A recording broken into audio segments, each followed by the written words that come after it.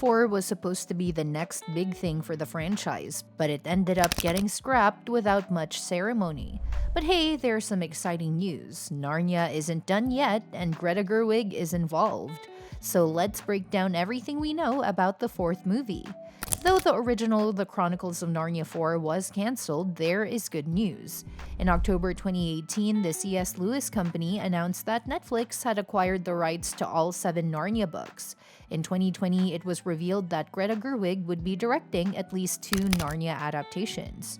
When asked about directing the films, Gerwig admitted, "I haven't even really started wrapping my arms around it, but I'm properly scared of it, which feels like a good place to start. I think when I'm scared, it's always a good sign. Maybe when I stop being scared, it'll be like, maybe I shouldn't do that one. No, I'm terrified of it. It's extraordinary and it's exciting." There have been some updates about Gerwig's Chronicles of Narnia project, including a tentative release window around Thanksgiving 2026. Interestingly, Netflix is planning a unique 2-week IMAX global run before the movie hits streaming. So far, only one actor has been confirmed, Louis Partridge of Enola Holmes, though his role remains a mystery.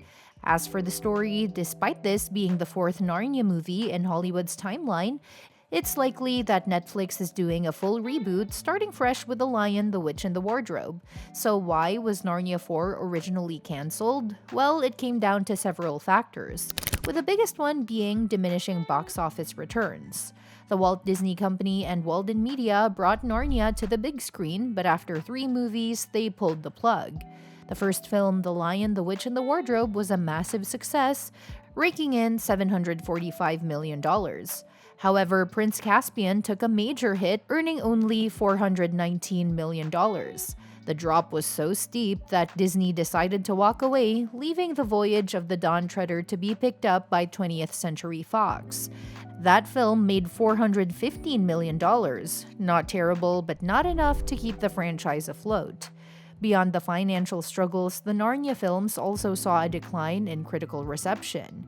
Each movie had lower Rotten Tomatoes scores than its predecessor, which wouldn't have been a problem if the box office numbers had stayed strong.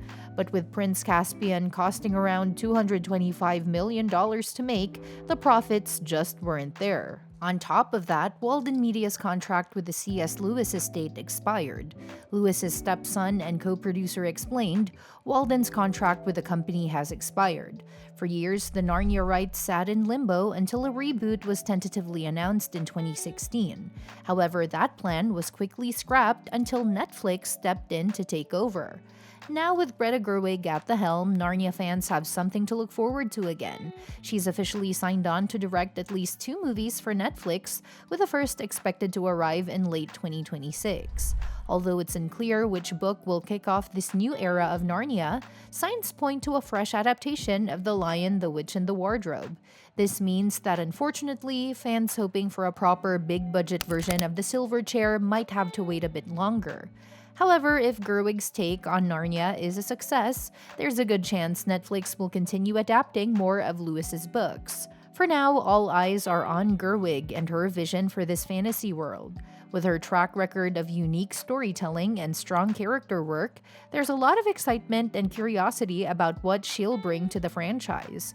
And who knows, if her first Narnia film does well, we might finally get the long-awaited adaptation of The Silver Chair after all. On the flip side, if Netflix decides to complete the Chronicles of Narnia series under Greta Gerwig's direction before rebooting, The Silver Chair presents numerous compelling aspects that could be explored in the 4th movie. This book introduces a darker, more introspective journey compared to its predecessors, making it an ideal candidate for Gerwig's signature blend of character-driven storytelling and rich thematic depth. One of the most significant elements of The Silver Chair is its focus on Eustace Scrubb, now a changed individual after his time in the Voyage of the Dawn Treader. The character evolution here aligns well with Gerwig's tendency to explore personal growth and self-discovery. His relationship with Jill Pole, a new protagonist who has endured bullying and hardship at Experiment House, presents an opportunity for a deep dive into childhood trauma, resilience, and friendship. Their initial struggles and Eustace's attempt to comfort Jill by sharing his Narnian experiences could be highlighted through emotional, immersive storytelling, marking their transition to Aslan's country all the more impactful.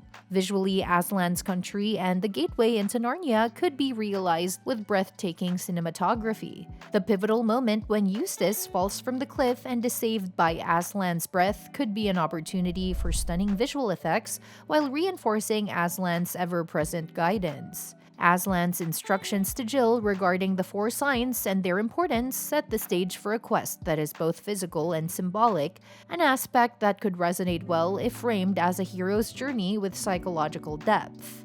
A key element of the silver chair that Netflix could emphasize is the passage of time in Narnia. 50 years have passed since Eustace's last visit, and King Caspian, once a heroic young ruler, is now aged and frail. This contrast between time's fleeting nature and the perseverance of duty could be explored in a way that adds emotional weight to the story. The moment when Eustace and Jill fail to greet Caspian, unknowingly missing the first sign, could be framed as a poignant lesson in recognizing opportunities before they are lost. Glimfeather the Owl and the Parliament of Owls introduce a sense of mystery, subtly weaving in the backstory of Prince Rilian's disappearance. The depiction of these talking owls could be whimsical yet eerie, a tonal balance that Gerwig could masterfully craft. The revelation that Rilian vanished while seeking the serpent that killed his mother, Queen Ramondu's daughter, adds an element of tragedy and vengeance to the narrative, giving Jill and Eustace's quest a deeper emotional core. The journey northward with Puddleglum the Marshwiggle provides another standout element. His cautious, pessimistic, yet wise demeanor is both comedic and profound. While Puddleglum's portrayal could be a highlight, with a talented actor bringing his dry humor and subtle heroism to life. His warnings against trusting the Lady of the Green Kirtle could be presented as a foreshadowing of the dangers to come, making their eventual imprisonment in Harfang all the more gripping. Harfang and the gentle giant, seemingly kind but actually planning to eat Jill and Eustace, provide a chilling twist that could be executed with suspenseful tension. Their narrow escape and the realization that they had missed the second sign further reinforce the story's theme of vigilance and faith. The eerie, snow-covered ruins with the engraved message, "Under me," serve as a striking visual motif, symbolizing the hidden truths beneath the surface. Underland itself is where the silver chair takes on a more surreal and psychological dimension. The city beneath the earth, the mind-controlled Earthmen, and the enchanted Prince Rilian all create an atmosphere of dreamlike captivity. The nightly ritual where Rilian is bound to the silver chair presents one of the story's most intense movements. His pleas for release and his invocation of Aslan's name as the fourth sign could be a climactic scene filled with emotional and visual intensity. If Netflix completes the Narnia saga before a reboot, the silver chair offers a rich tapestry of adventure, introspection, and emotional depth. Greta Gerwig's skill and character-driven storytelling could bring new layers to the narrative, making it not just a fantasy film but a deeply resonant exploration of growth, faith, and perseverance. And that wraps up today's video. If you want to stay in the loop with all the latest movie and series news, don't forget to hit that subscribe button and give us a big thumbs up, because I'll be bringing you more updates before it even drops, so keep an eye out for that.